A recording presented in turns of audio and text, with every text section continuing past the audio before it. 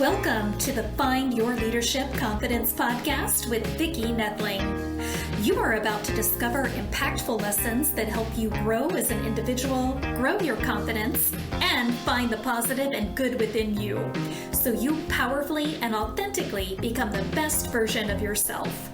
Be sure you visit our website at www.findyourleadershipconfidence.com. While you're there, subscribe to us via your favorite network.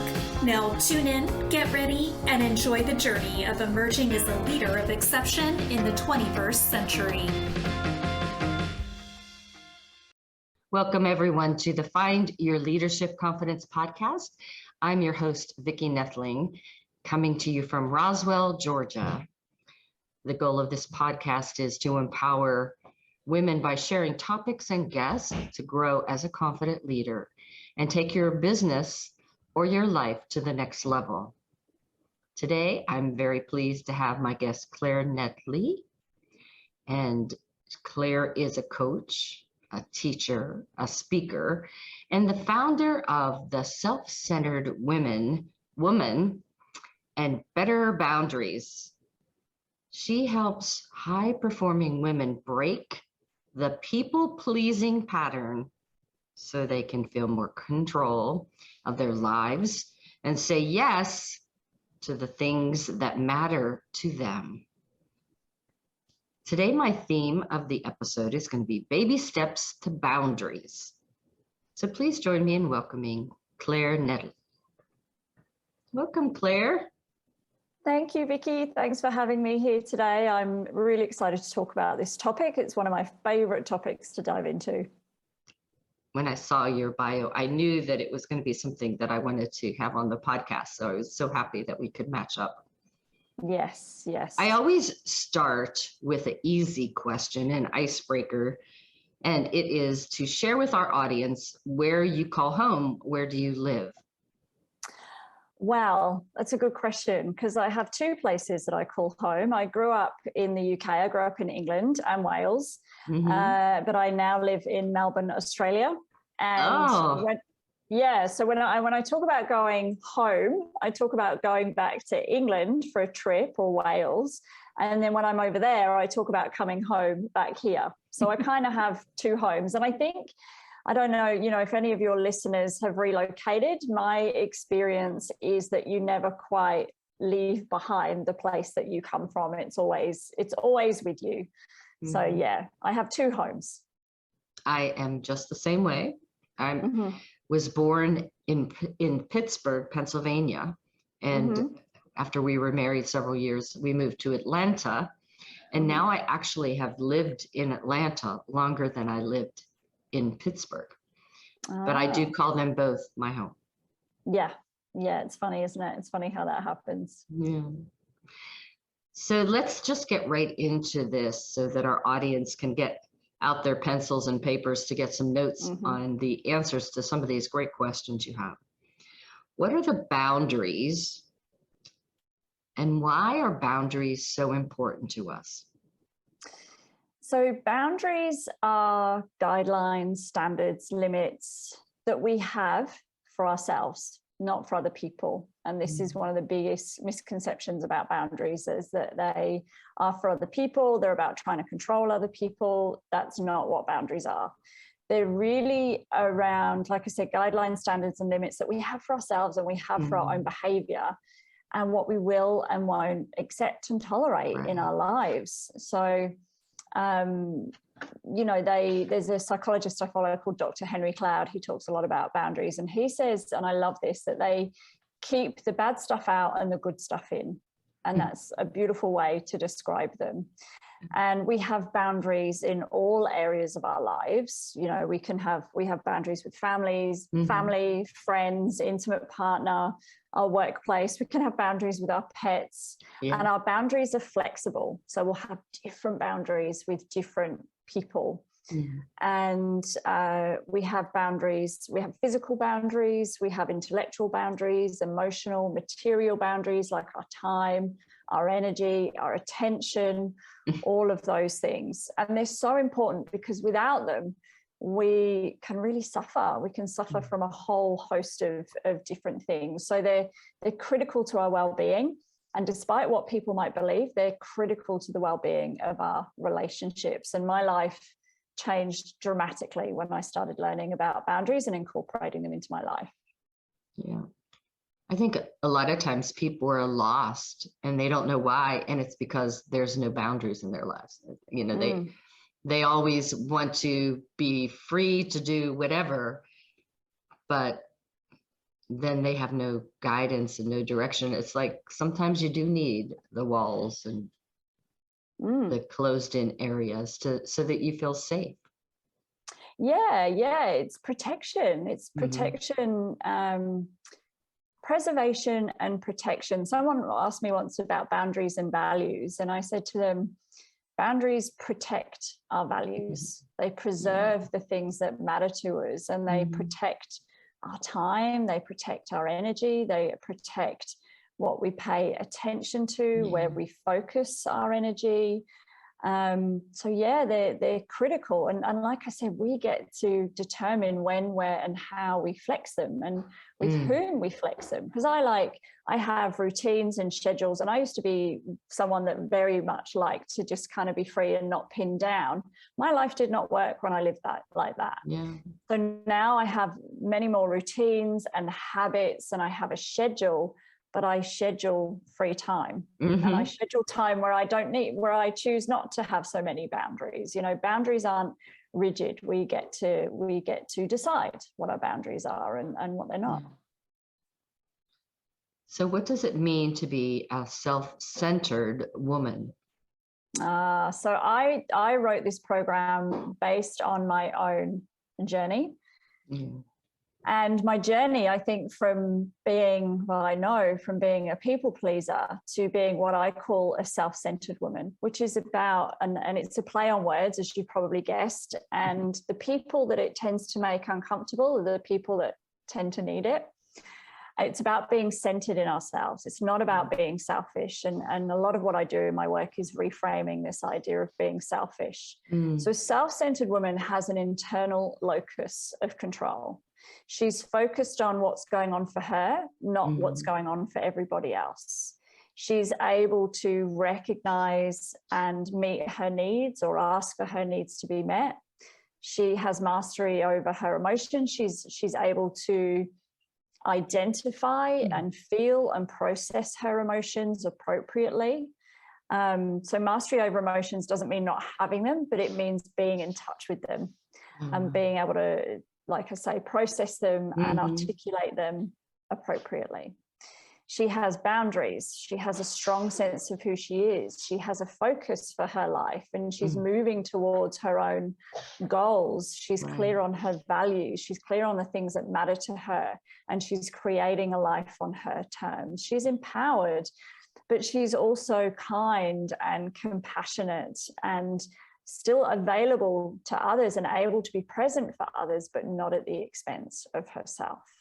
So that's what I call a self-centered woman. And the program that I've developed, which is a 3-month program with a further 3 months of support, is designed to help women live more in that way, because a lot of women are very focused on other people and what other people need and being selfless.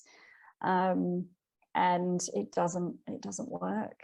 Life just doesn't work that way, despite popular belief. Yeah, because you keep pouring out of your cup, and some point that cup is empty. So you definitely have to be able to have that self-care, to understand what it is that is important. I always find that knowing myself and taking care of myself allows me to be more in tune with what other people might need. Yeah, absolutely. You know, it goes to the golden rule, right? Yeah, we have to fill our own cup first. And if you think about it, if you're on a flight, and this is so counterintuitive, especially if you're a parent, if you're on a flight and the oxygen mask comes down and the stewardess says to you, put your own oxygen mask on before you help someone else. And that's because we can't help somebody else if we're not breathing. You know, we need to be able to take care of ourselves first and then give from that overflow. It's energy in, it's energy out. It's really simple. So in that regard, what is the cost? What do we pay for living with those boundaries? If we have weak boundaries, you know, if we don't have that centered piece, what is the cost? The cost is really high. The cost is things like burnout, it's stress, it's anxiety, it's toxic relationships, it's anger, it's resentment, it's blame. It's not a great place to be in. You know, when we have boundaries, we have much more mastery over our time, our energy, our freedom, all of those things. So the cost of weak boundaries is high. And like you said, you know, people will be in pain and they suffer and they think, well, why is my life not working? And often it's because they just don't have boundaries and they're unable to have conversations with people, hard conversations. They're unable to prioritize themselves and take care of themselves because they're focusing on others. So the next question, I have a follow-on question, but I'm going to ask this first. And we touched on this. Are boundaries selfish? Yeah, no, definitely not. Definitely not. Boundaries are, like I said before, I'm just thinking about this, boundaries are critical for the health of our relationships.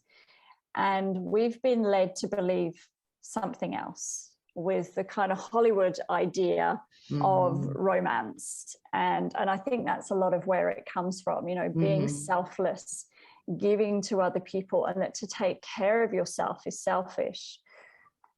But that's built on the idea that if we take care of others, if we're constantly putting other people first, well, then surely they'll take care of us. But life doesn't work that way. We have something that's called self-responsibility. And to not take responsibility for ourselves and to expect others to take responsibility for our needs, that's selfish.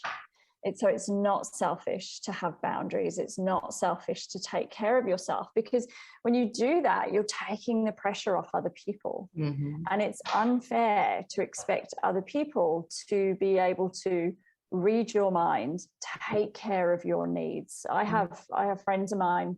I had a friend not long ago ring me up and she said, Claire, I've committed to this thing, but I can't do it. I'm really sorry. And I said, it's fine. You know, I'm the boundaries woman. This is what I do. I want you to feel like you can say no to me. You know, it's not going to change our friendship. So it's not selfish. It's an act of great care, because what happens is, if my friend had gone ahead with that thing, then she may have felt resentful towards me for something that wasn't my fault. So resentment and anger, when we don't articulate our needs, resentment and anger get in the way, and they make the space between two people murky. You know, there's all this stuff that we build up in our relationships, and I'm sure your audience, your listeners will relate to when we explode about something or we get triggered about something, but it's actually that the reaction is so much bigger than what is called for in the moment. And it's because we've let all this other stuff pile up. Eat away. Yeah. But when you're able to articulate your no, and often you don't even need to articulate it. People get very scared about boundaries and they think that boundaries involve big, hard conversations, but it's actually incredibly simple. And a lot of the time it's just us taking positive action for ourselves. It doesn't have to be a big deal. And I had someone go through my Better Boundaries course, which is my other course, and she said to me, I can't believe how easy it was. I was thinking this was going to be so uncomfortable and so hard. And she said, most of it is really, really simple. And I said, yeah, it is. It's everyday things that are really simple, but people build it up in their mind to something really scary, and it doesn't have to be. And so when people don't articulate or their needs or take care of themselves, like I say, all this stuff builds up. and it causes problems in the relationship. So boundaries are not selfish. They are an act of love for ourselves, and they're an act of love for the people that we care about. Because when we take care of ourselves, we're more able to hear other people's no, and more able to honor them taking care of themselves. Yeah. And that's what a healthy relationship looks like. It's not, a healthy relationship isn't one where the two parties are enmeshed and things aren't spoken about and things are buried and things are hidden. That's not healthy. So my question was, there are so many of us, baby boomers, that our parents are now needing our care. And the whole boundaries thing, I think, adds a lot of complexity, if you will, because there's one thing when you're overtaxed and overworked with your children. Now your children are your parents. And that whole guilt thing that they raised you, they took care of you, and now it's your turn to take care of them. But they don't really understand the whole boundaries thing, kind of thing. So I know so many people that get burned out, that get frustrated, think they're a bad person because they just need a break. Yeah, it's so tough.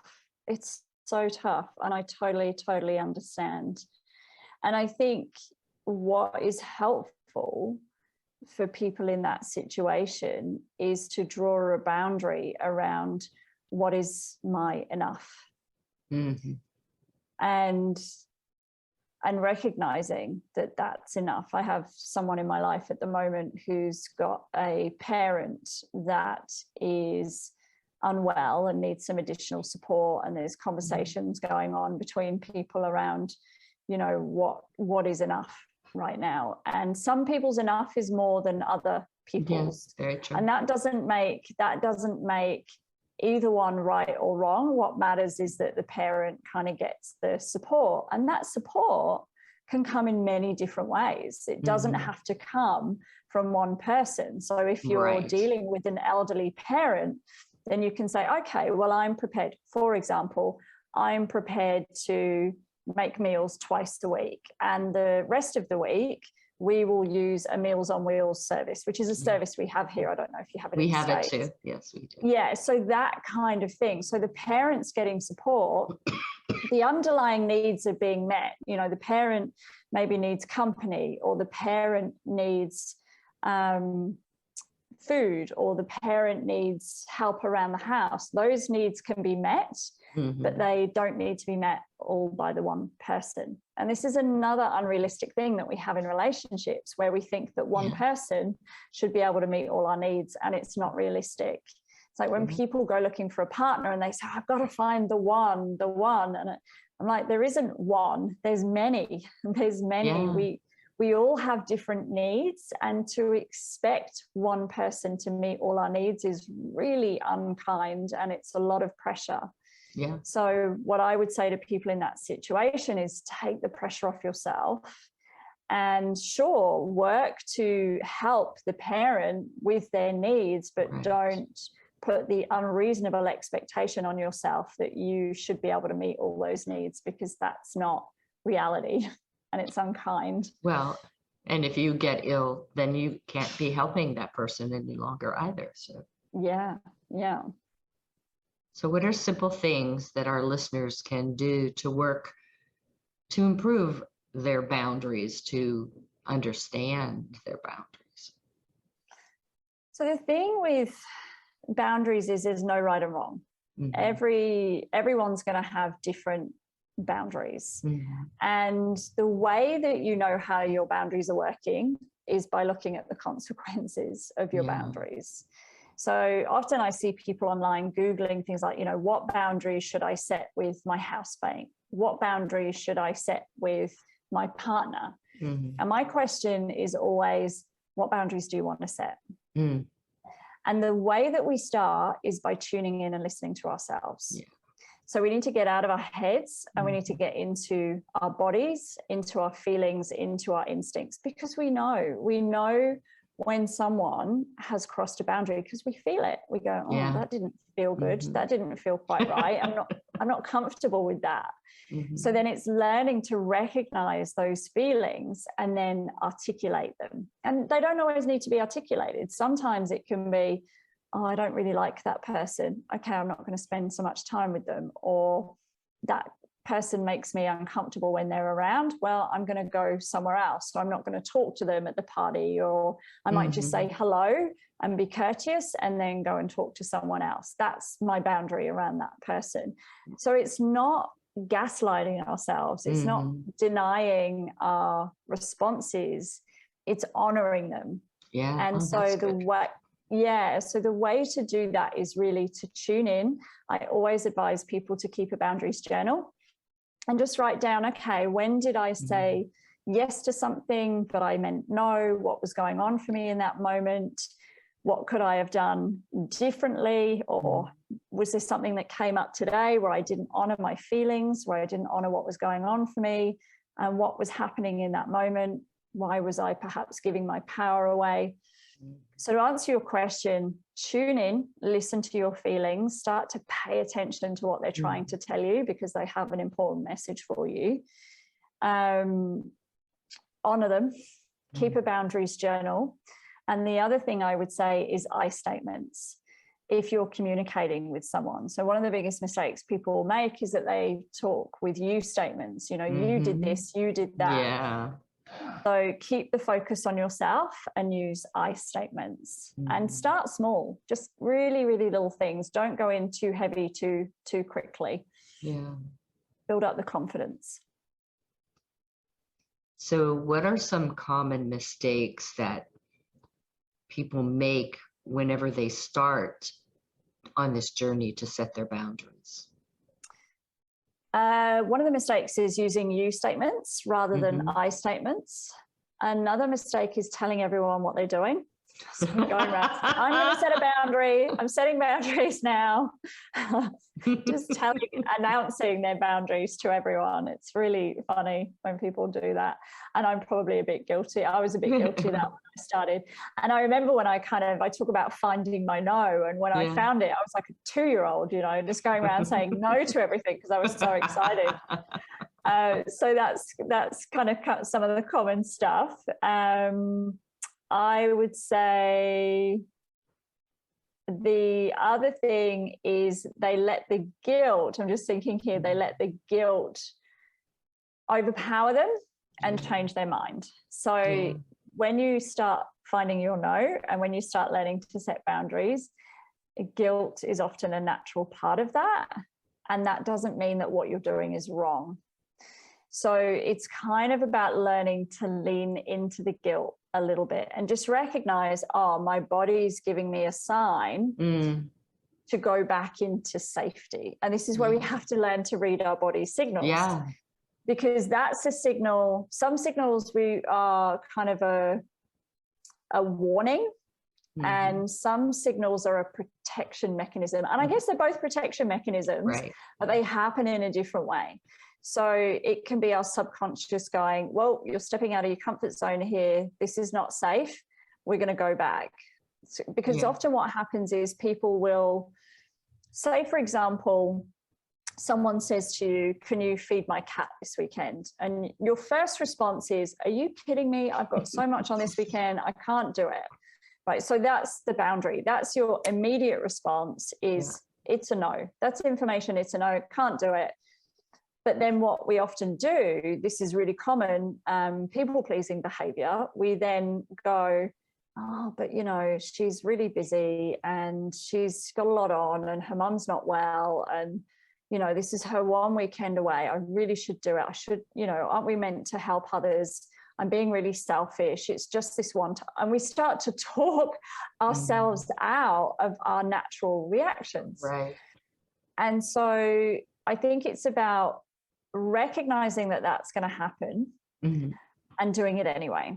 Yeah. So not letting yourself talk yourself out of your experience, because then you feed the cat and you feel resentful and you feel angry at the neighbor, even though they've done nothing wrong. Right. So it's just about recognizing, oh, there goes my self-talk. Or if you, and then if you say to the neighbor, I'm really sorry, I can't this weekend, but do ask me again. Now's just not a good time. I hope you find someone. Yeah. And then maybe the guilt kicks in, and then you're doubting. You say, oh, I should have said yes, I'm a terrible person, blah, blah, blah, blah, blah, all the stuff that goes through the mind. Just recognize it and go, this is new behavior. This is normal. I took care of myself, and just honor yourself. And don't fall back into that safety. I think we could do a whole segment on other people telling us, what we're doing that strays us, makes us doubt, makes us question, and makes the journey so much more difficult than it needs to. Mm-hmm. It is time for rapid fire. Okay, let's do it. Signs of codependency. Signs of codependency: constantly needing other people's approval and validation, constant self-doubt. And when other people change their behavior in some way or do something that's unexpected, you start making it about you. What did I do wrong? Did I offend them? Did I upset them? What must they think about me? So that constantly worrying about other people, focusing on other people, and whatever I said before, which I've forgotten now. It sounds like people pleasing and codependencies are like sisters or something. Yeah, people pleasing is a sign of codependency, definitely. And losing yourself in relationships is a massive one. You fall in love with someone, or you fall in love really quickly, and I use the word love in speech marks, and you completely lose yourself. You abandon your circle, your friends, and you become completely enmeshed in this relationship. Codependency is where you don't know where you end and another person begins. Yeah. So we talked about people pleasing, but there are pitfalls. Just give us the two big ones. The pitfalls of people pleasing, loss of self, and loss of self-esteem. This is the paradox of people pleasing, right? We look to other people for validation, for approval, for safety, and in the process we abandon ourselves. And the phrase is self-worth, self-respect, self-esteem, self-love all have self in front of them. They don't have other. So when we people please, we lose ourself, and we lose all of those. We lose self-respect, we lose self-love, we lose self-care, we lose all of those things. So we're kind of, this is a paradox, that we abandon ourselves to gain approval from others.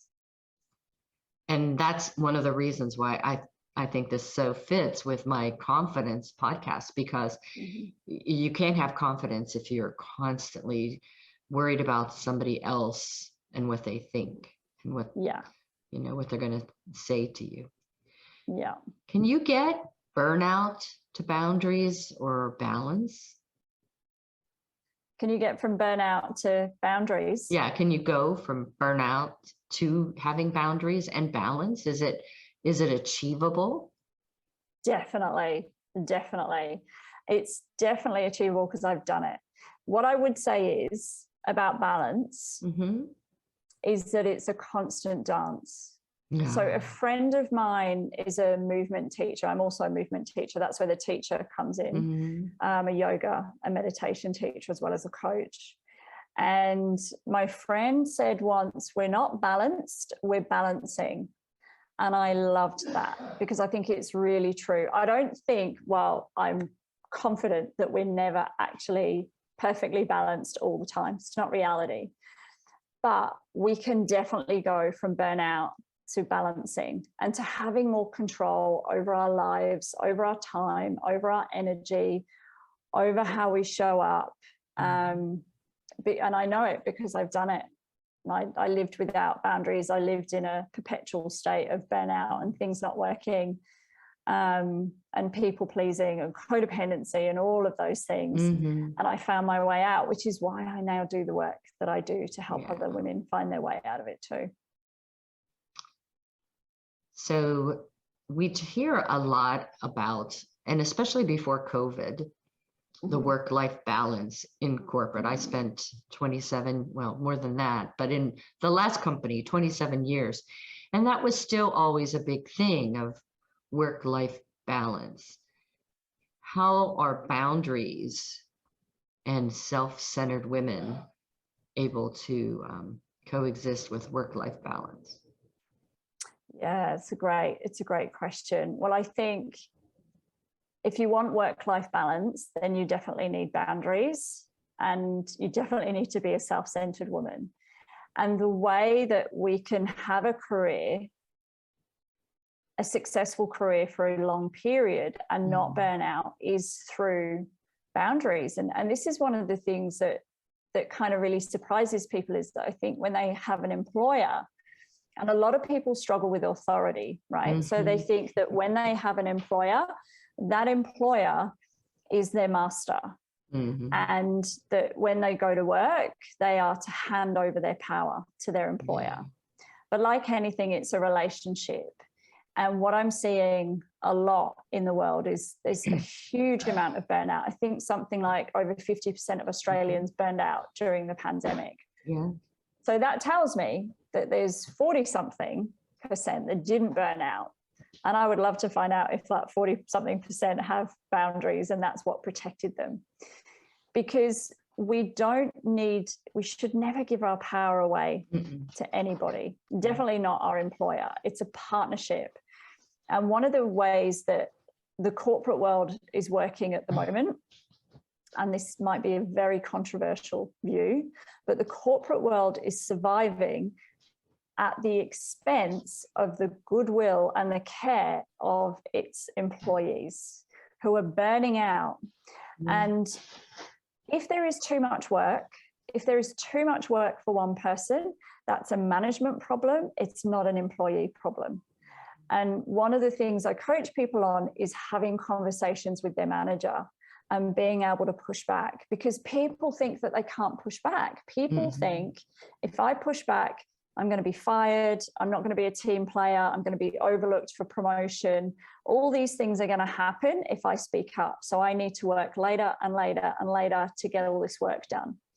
But then what happens is, and this was my experience, what happens is you don't perform effectively. And one of the things that you need to be able to do, and you would know this, Vicki, as a leader, is you need to be able to speak up. You need to be able to have hard conversations. You need to be able to say no. You need to be able to push back on things. And so the one thing that people fear will cost them in their career is actually the one thing that will probably help them progress if it's done well, if it's done appropriately. And that's how you keep this work-life balance and detaching a little bit.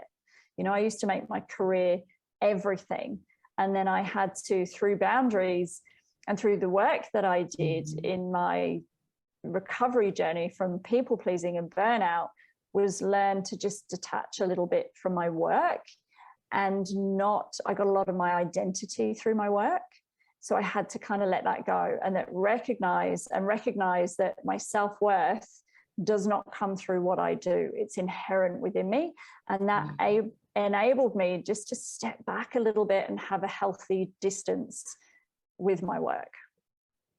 And what I found in the last 20 years of my being a manager was that the more that I took the time to listen to my people and build a relationship beyond this is your task, but get to really know them, then you have greater understanding of how you can help them set their boundaries. And when the boundaries are being set, you understand and you accept and you embrace that. I think that's why I teach to lead with your heart, your head, and your hands, because you've got to have, you just can't lead with a hammer any longer.